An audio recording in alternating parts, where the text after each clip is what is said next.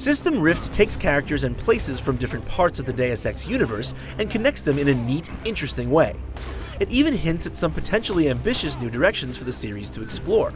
But while it's substantially larger in size than the first episodic add-on, Desperate Measures, it doesn't provide enough space for the new connections it makes to truly breathe and develop.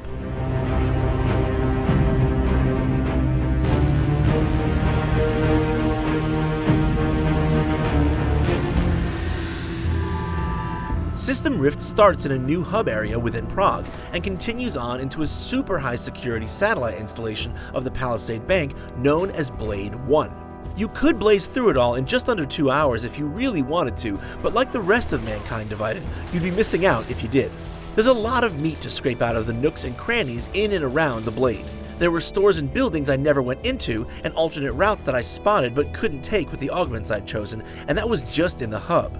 The Blade itself is huge, 6 floors worth of well-guarded offices, topped off by another infiltration space that's crammed with a preposterous number of automated security devices. It really tested me, successfully making me feel like I was infiltrating a malicious corporate entity of near limitless reach and resources. The story formally brings self-aggrandizing hacker and security analyst Frank Pritchard back into the fold from Human Revolution, and he and Jensen pick up their fun, like-hate relationship without skipping a beat.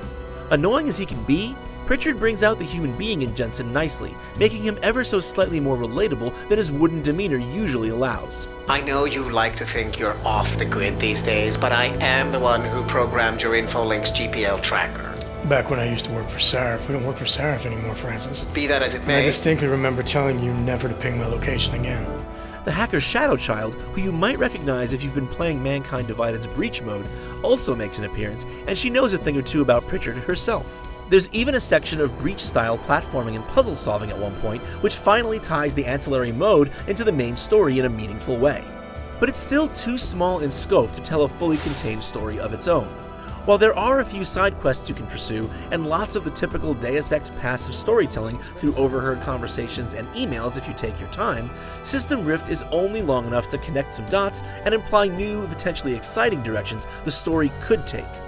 You'll get 2 to 4 more hours of excellent Deus Ex gameplay and a glimpse of what the future may hold, but not much more, which is just a bit of a tease. For everything Deus Ex, keep it right here on IGN.